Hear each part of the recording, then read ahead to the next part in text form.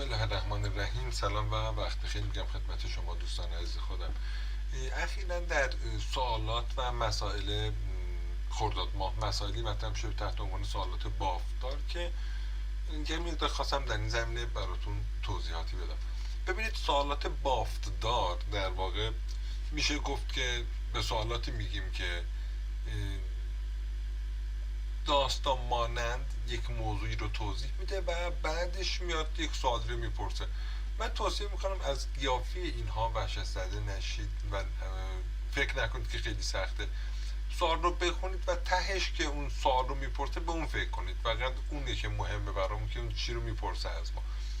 چند تا سوال خواستم که حل کنم از سوالاتی که توی دیدم که هست این بر اون بر، گفتم که از اینا چند تاشو انتخاب کنم و حل کنم که یه مقدار بچه‌ها اون آرامش بیشتر رو داشته باشن. ببینید، میگه که سحر و سارا دو گروه هستن و هر دو در کلاس نهم تحصیل میکنن. حالا سحر از سارا پرسید فلان اینا، که بعد میپرسه که با توجه که ابعاد فرش 6 متری 2 در 3 و ابعاد فرش 12 متری 3 در 4 است، بنابراین این آیا متشابه هم؟ یک فرش 6 متری و 12 متری آیا متشابه هست؟ خب ببینید که برای حل این سوال چیکار باید بکنیم. تناسب بین اضلاع رو اجرا میکنیم، درسته؟ یعنی میگیم که خیلی خوب، ما سوالمون رو داریم و به این شکل بهش فکر میکنیم.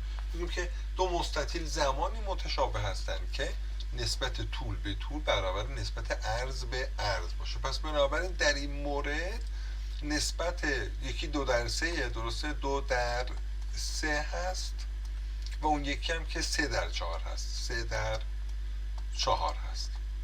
خب یه خط کسری بذاریم بین اینا. آیا تساوی برقرار هست؟ ببینید، در واقع 2 عرض 3 عرض، یعنی این بخش عرض هست و این بخش طول هست. عرض در مقابل عرض مساوی طول در مقابل طول.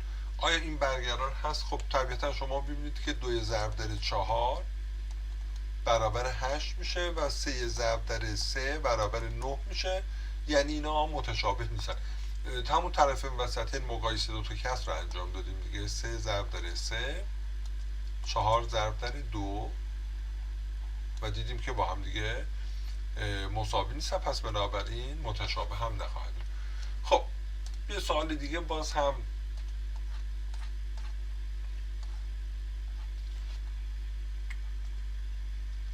حالا شاید اینم بشه گفت. ببینید اینجا ما یه موضوعی رو مطرح کرده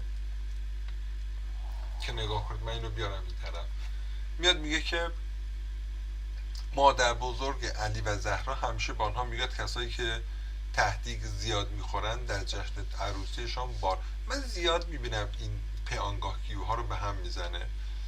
جمعه شب که آنها به عروسی پسرداییشان رفته بودن باران میبارید. علی به زهرا گفت پس حتما پسردایی خیلی تهدیگ میخورد که در عروسیش.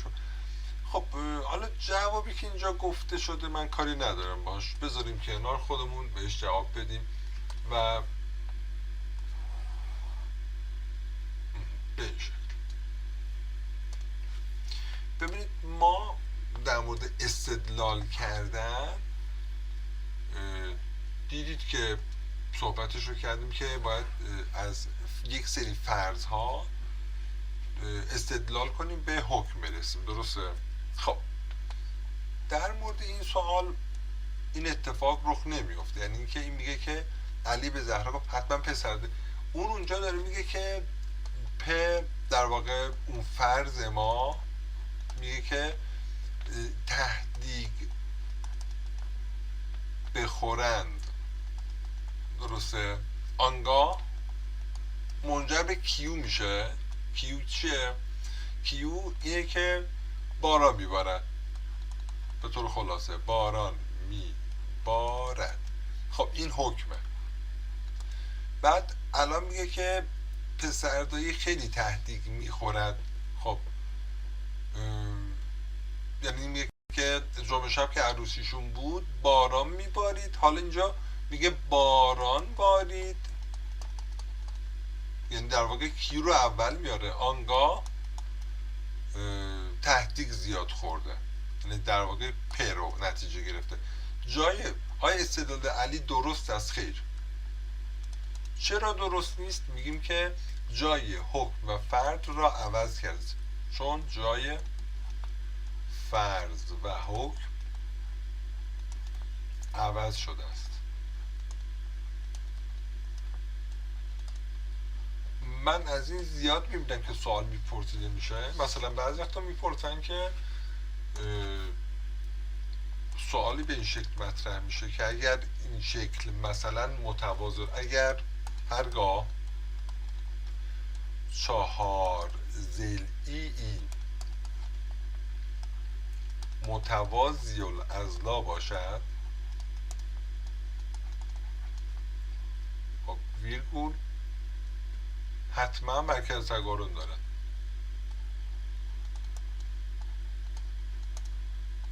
تقارن دارد. حالا یه شکلی مرکز تقارن داره، آیا اون حتما متوازی الاضلاع هست؟ نه خیر. این 4 ضلعی داریم که مرکز تقارن داره، آیا میتونیم بگیم حتما این متوازی الاضلاع است؟ یه نگاه بکنیم ببینیم که میتونیم این کار انجام بدیم. خب برای مرکز تقارن داشتن لازمه که این رأس ها حتما در فاصله یکسان قرار بگیرن، پس بنابراین به شکل. خب اینا قطر ما میشن که به دلیل اینکه باید قرینه باشن، تقارن داشته باشن، پس در نتیجه میبینید این شکل متوازی الاضلاع میشه، چون قطرها همدیگر رو نصف میکنن. قضیه داریم که هر 4 ضلعی که قطرها همدیگر رو نصف کنن یک متوازی الاضلاع است. خب به این جور قانون ها ما میگیم که قضایای دو شرطی، یعنی P آنگاه Q و برعکس. خب اما میشه بعضی وقتا نگاه کنید، مثلا سوال میگه که مستطیل محور تقارن دارد، یعنی 4 ضلعی که مستطیل باشه محور تقارن داره. حالا اگه محور تقارن داره مستطیله؟ نخیر.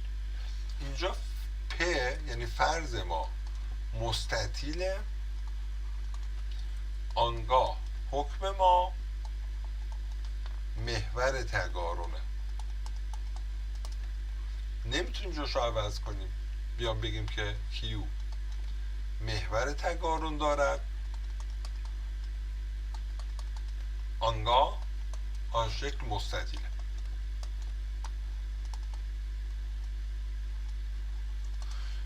که همونطور که شما میدونید ما میتونیم که لوزی رو مثال بزنیم که یک مثلا کایت لوزی این شکلهایی که محور تقارن چون قطرشونه مثال های خیلی خوبی هستن. الان این محور تقارن داره و مستطیل هم نیست، پس جای حکم و فرض رو نمیتونیم عوض کنیم. خب بازم بریم سراغ سوالات بافتار و حالا کاربردی یا بافتار. خب میگه که ماکت که خیلی آسون بود، تشابه اینجا من سوال رو که میخوندم یک سوال شاید خوشگلتری هم به ذهنم خطور کرد که بشه باش گفت ساخت، ولی خب این کار رو نکردن دیگه. خودمون اینجا طراحی میکنیم. خب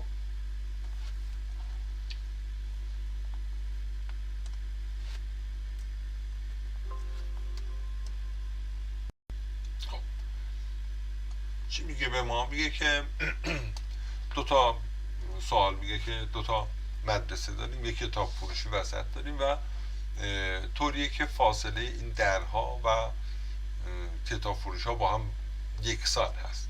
داره میگه که فاصله بین درب کتاب فروشی تا درب ورودی هر مدرسه برابر. یعنی این منظورش اینه که این قسمت با رنگ دیگه ای من نشون بدم که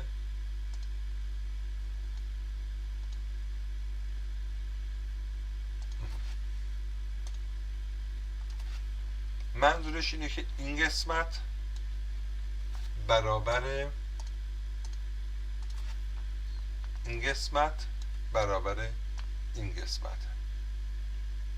خب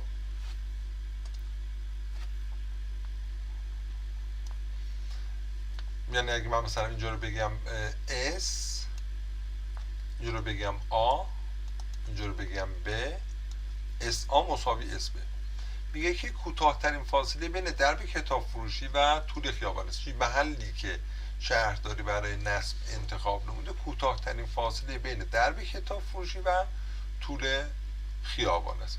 خب درب کتاب فروشی که اینجا هست، یعنی اینجا کوتاه‌ترین فاصله. میخواد بگه که عمود رسم کنیم اینجا. گفتم در مورد سوالات بافتار ما میتونیم که در واقع به این باور برسیم که داستان مانند اونو میخونیم اون موضوع رو و به این شکل این فاصله کوتاه‌ترین فاصله است. در واقع میخواد بگه عموده و اونو نصف میکنه، عمود منصفشان. خب نشان دهید اگر از محل تعیین شده برای نصب پل تا درب ورودی هر مدرسه یک مسیر مستقیم باشه، منظورش این و اینه، این دو مسیر با هم برابر خواهند بود. پس اطلاعات ما، فرض ما اینه که SA مساوی SB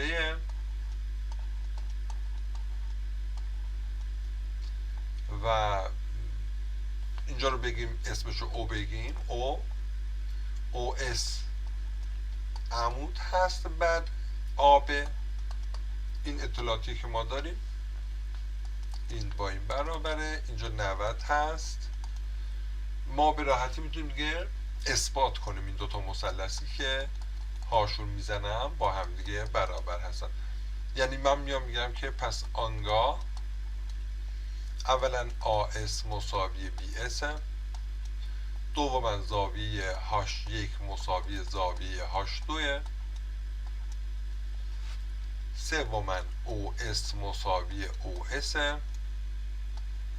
پس آنگاه بنا به حالت دو ضلع و زاویه بین، ضلع زاویه ضلع، مثلث OAS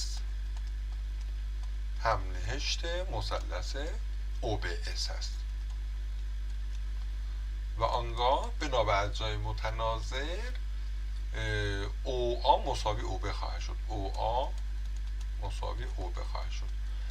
در واقع یه جورای بحث این بوده که ما بیایم بگیم که در واقع فاصله هر نقطه بر روی عمود منصف از دو سر پاره خط به یک فاصله است. فاصله هر نقطه بر روی عمود منصف یک پاره خط از دو سر آن پاره خط به یک فاصله است، به یک فاصله می باشد. خب در واقع این همون ویژگی رو برامون ثابت کرده، چیز خاصی رو نداره. خب بحث رو ادامه میدیم با باز هم با سوالات بافتار. خب چی میگه به ما؟ به ما میگه که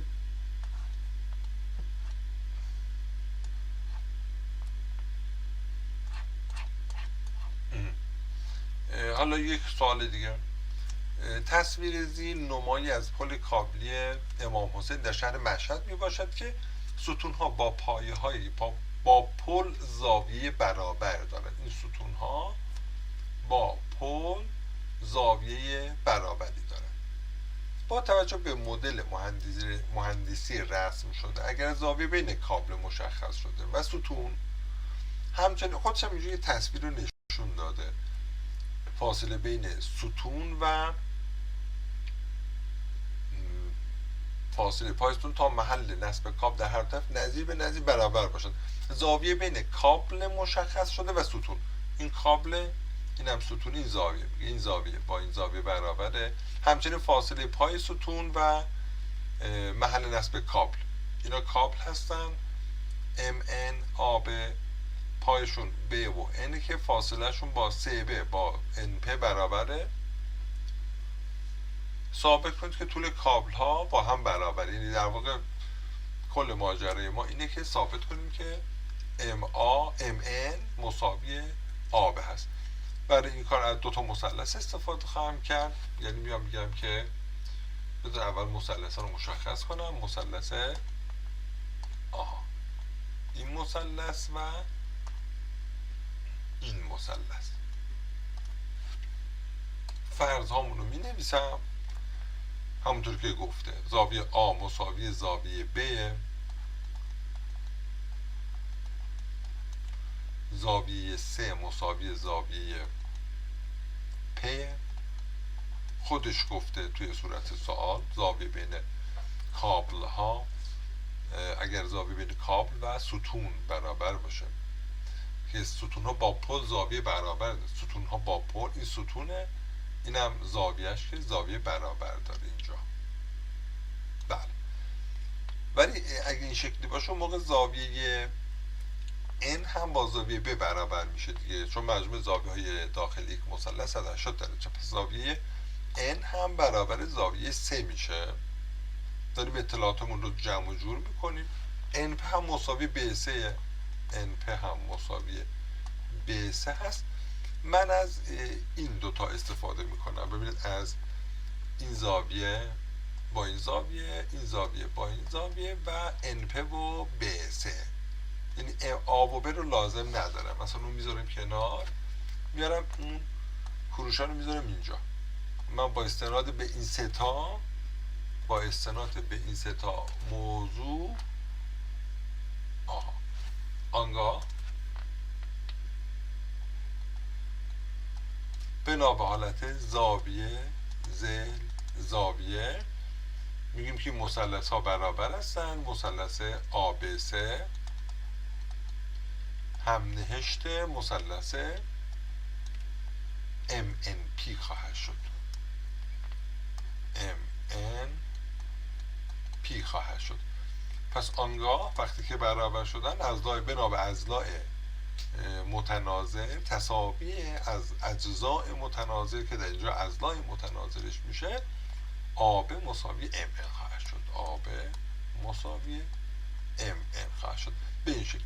حالا من اینجا میخوام خودم یک سوال رو به صورت مثلا بافتار بگم.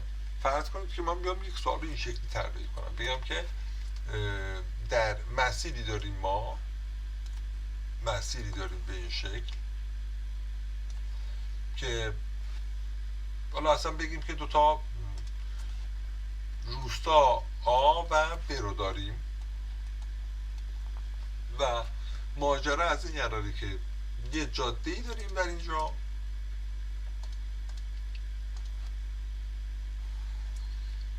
قراره که یک شخصی آقای پستچی بره و از بالا از یه جایی مثلا اینجا بره یک جعبه یک محموله پستی رو بگیره برگرده بره روستای B و برعکس، یعنی به این شکل. حالا این چه شکلی بره که زودتر برسه؟ چیکار کنه که زودتر برسه؟ با کدوم یک از این مسیرها بره که زودتر برسه؟ بحث کوتاه‌ترین فاصله رو اینجا مطرح میکنم دیگه. خب مثلا فرض کنیم که بگیم آهاش آیا هاش پریم، آیا هاش زگوند یا هاش تریزگوند، کدومش خوبه؟ آیا آهاش به علاوه هاش به کوتاه ترینه یا نه؟ آیا آ هاش پریم به علاوه هاش پریم به کوتاه‌ترینه، یا نه آ هاش زگند به علاوه هاش زگند به و یا آ هاش تریزگند به علاوه هاش زگند به. کدوم اینا مینیموم کمترینه؟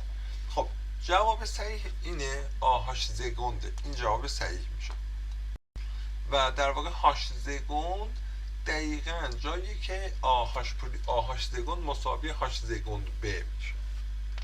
در واقع هاش زگند دقیقا بر روی عمود منصف پاره خط AB قرار دارد. خب و اینکه بگه که خب اینو ثابت کن، اگه اینو میخوای بگی نشون بده که این کوتاه‌ترینه و برای نشون دادن من این کار انجام میدم. ببینید یک سوال حالا تشریحی، بافتار، هر چی اسمشو بذاریم که میتونیم که به این شکل اینو حل کنیم. نگاه کنیم، میام میگم که اینا رو که پاک کنم، اجازه بدید اینا رو بره. خب بله، تصویر ب رو در بالا میارم و اسمشو بذارم، سه تا بریم بالا اینجا مثلا تصویرش رو اسمشو بذارم بپریم. تصویر قرینه میکنم برا. خب اگه قرینه کنم اون موقع به این شکل. و در واقع هدف من اینه که بیام هاش زگند رو اصلا پیدا بکنم، نشون بدم. از بپریم به آ وصل میکنم و در واقع ادعا میکنم که محل برخورد آ بپریم یعنی اینجا همون نقطه هاش پریمیه که من میخوام. و این نقطه بازم میخوام بگم که دقیقا روی عمود منصفه. به چه دلیلی روی عمود منصفه؟ چند تا دلیل متفاوت میتونیم بگیم. یکیش همینه که مثلا بیام من جای مثلثی رو بنا کنم به این شکل و در بالا هم قسمت تصویر هم بنا کنم، بیام بگم که خیلی خوب زاویه هاش پریم با هاش پریم یک با هاش پریم دو برابره. بعدش اطلاعات دیگه هم این 90 درجه هست، این زاویه هم 90 درجه است.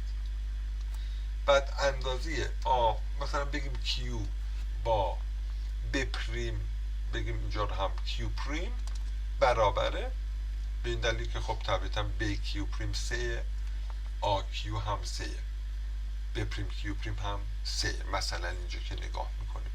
یعنی در واقع میتونیم بگیم که زاویه زاویه کیو مساوی زاویه کیو پریمه، زاویه هاش پریم برابر زاویه هاش پریم یک برابر زاویه هاش پریم دوه و در نتیجه این دوتا زاویه نتیجه بگیریم که زاویه آ هم برابر زاویه ب پریم باشه به این شکل.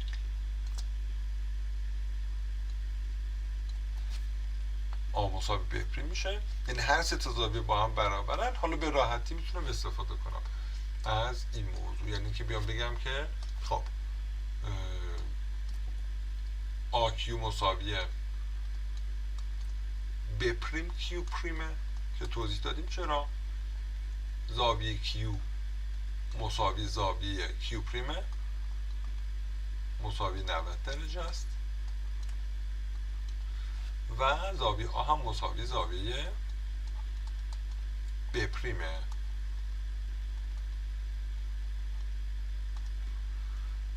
آنگاه بنا به حالت زاویه زل زاویه مثلث آ هاش پریم کیو برابر مثلث یعنی هم نهشت مثلث هاش پریم ب پریم هاش پریم کیو پریم میشه. و در نتیجه وقتی که اینا برابر شدن آنگاه پس ب پریم هاش پریم برابر آ هاش پریم میشه.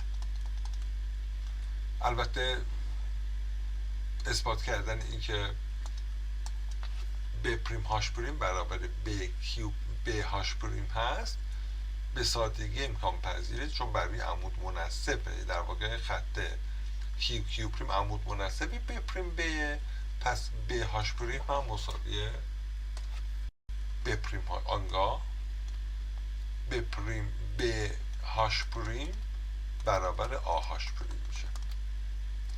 خب یک سوال بافتاری که سوال قشنگی هم میشد. بعد بریم سراغ بازم یه سر بزنیم به سوالات بافتاری که گفتیم مطرح شده. مثلا اینجا برای روز عدد پی معلم ریاضی میخواد یک مسئله در حیات برگزار کنه. میز سه تیم شرکت کننده طوری طراحی شده که فاصله هر دو میز با هم یکسانه.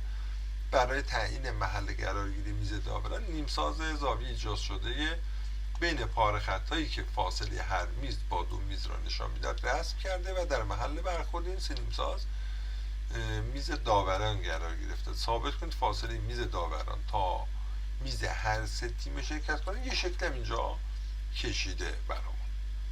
خب بریم ببینیم که اینو ما چطور اون چیزی که باید ثابت کنیم چه؟ ثابت کنید فاصله میز داوران تا میز هر سه تیم شرکت کننده برابر است. یعنی در واقع آده، سده و بده با هم برابره. خب پس من بذارید که سوال رو به صورت فقط اسکلت سوال رو اینجا کپی کنم، بردارم و برم اونجا ثابت کنم. خب اون چیزی که باید ثابت کنیم بیرم یکم تصویرمون کوچیک‌تر باشه. خب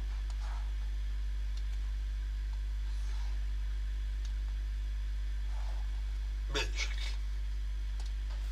خب از اون جایی که از اون فرض گفته که فاصله میزها با هم یکسانه، پس آ3 مساوی آب مساوی ب3 است و داره میگه که نیمسازن دیگه. اون زاویه هایی که میبینید زاویه آ1 مساوی آ2،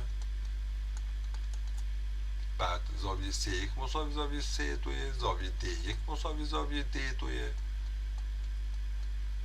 چون گفته محل برخورد نیمسازها.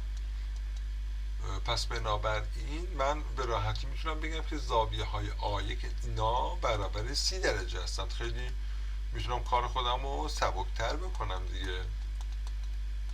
خب 30 درجه هستند. پس مثلث هامون در واقع من همزمان این اثبات رو انجام میدم، میگم که پس مثلث های ADC یا DAC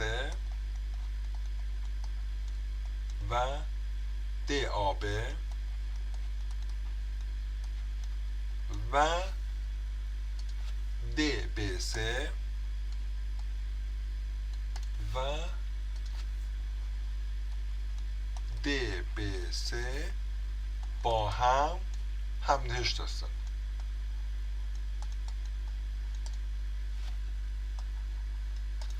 به چه دلیلی؟ به دلیل دو زاویه و ضلع بین آنها. خب نشون بدم این زاویه، این زاویه، این زاویه، این زاویه، این زاویه، این زاویه هم ضلع بینشون. دو زاویه و ضلع بین، دو زاویه و ضلع بین، دو زاویه و ضلع بین. پس بنابراین وقتی همنشت هستن، پس بنابراین تساوی اجزای متناظر به راحتی میتونیم بگیم که DA آنگاه بنابراین اجزای متناظر حالا اینجا مساوی میشن، AD مساوی CD مساوی BD اونم مساوی CD میشه. تمام میشه. این هم یک اثبات دیگه از بازم سوالات بافتار. مسافت جنوبترین شهر استان چابهار شمالترین شهر استان نیمروز بر حسب متر برابر این باشه. فاصله به صورت نماد علمی. خب این زیاد ماجرا نداره دیگه، اینم همینطور.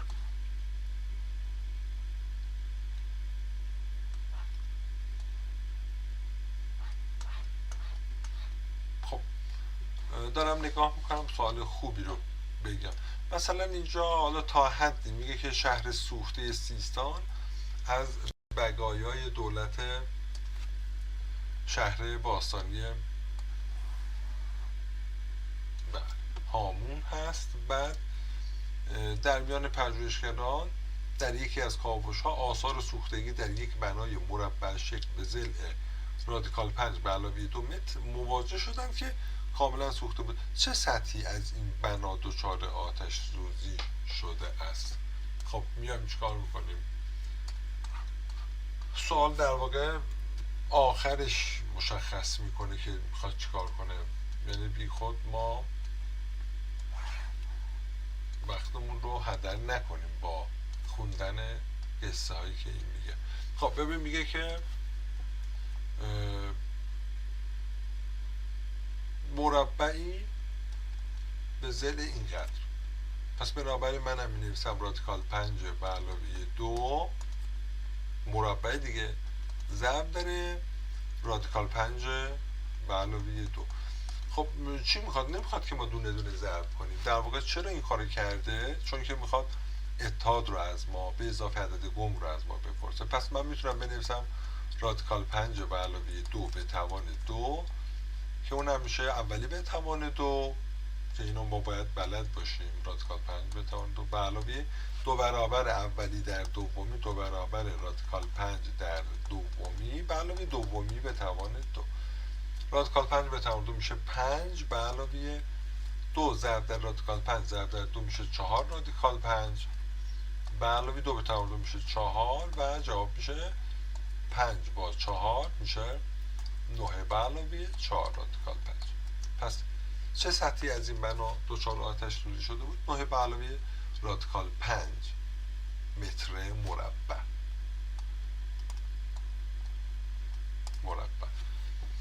بعد دوباره در مورد سوالات بافتار گفتم، همونطور که گفتم ماجرا اینه که حالا این سوالیه که یکم میشه آدم بهش فکر کنه و تا حدی خوبه. بازم سوال در مورد با اتحاد هست و فرشی با ابعاد 2 در 3 متر را در وسط اتاقی مستطیل شکل به مساحت 20 متر به گونه پهن کردیم که طول عرض آن به ترتیب موازی با طول عرض اتاق ما هست. فاصله فرش از دیوارهای اتاق چقدر است؟ خب یه دونه مستطیل داریم ما در واقع به این شکل.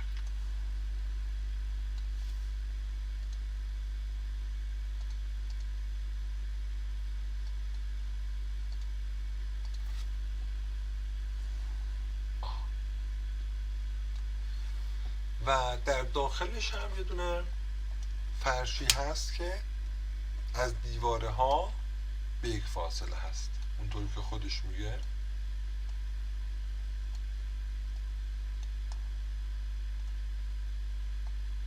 به این شکل.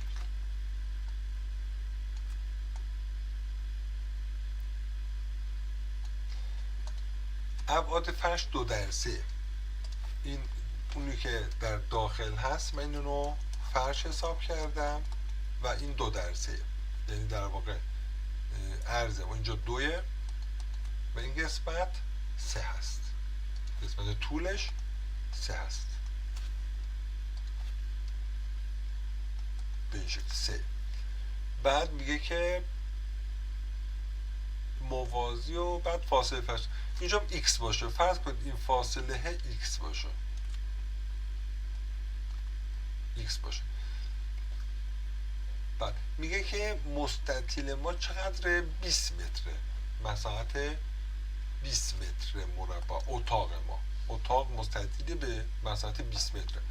پس در واقع یعنی 3 به علاوه x ماجرا از این قراره که سوال مشخص شد 3 به علاوه x نه 3 به علاوه 2 تا x یه دارم این ور دارم در 2 به علاوه 2x برابر 20. در واقع ما اینو میخوایم حل کنیم. خب میتونیم که ذهنی بگیم به x بدیم عدد 1 رو میتونیم بدیم، یکی همینه که ضرب کنیم. اگه ضرب کنیم اون موقع به این وضعیت تبدیل میشه x ما 1. خب ولی خب میخوایم که ببینیم که اینو حل کنیم چی میشه. اولا اتحاد یک جمله مشترکه، جمله مشترک ما 2x پس میشه 2x به توان 2 به علاوه مجموع دو غیر مشترک 3 و 2 میشه 5 در 2x به علاوه ضرب دو غیر مشترک که میشه 3 ضرب در 2 میشه 6 مساوی 20. پس میشه آنگاه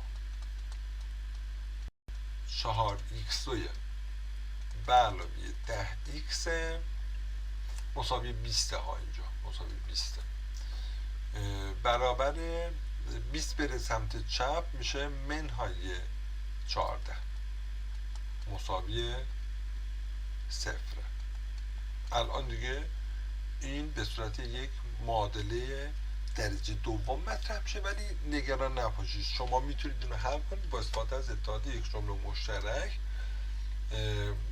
باز برگردونیم بشه 2x به توان 2 به علاوه 5 در 2x منهای 14 مساوی 0.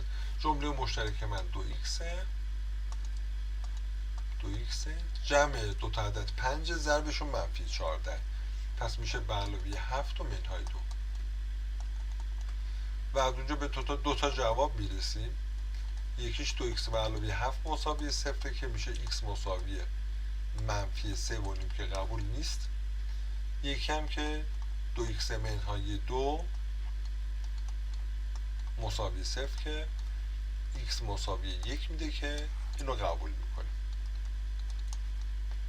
خب یه مقدار اینجا بحث حل کردن درجه دوم کار ما رو سخت‌تر میکرد. خب دیگه در مورد سوالات بافتار من دیگه فعلا خسته نباشید میگم، به اندازه کافی حالا حل کردیم. بازم میام خدمت شما و حل میکنم به خاطر اینکه اون ترس و واهمه بریزه از سوالات بافتار این فیلم رو تهیه کردم. فعلا خدا نگهدار شما، انشالله که روز خوب رو داشته باشید. یا علی در پناه خداوند متعال.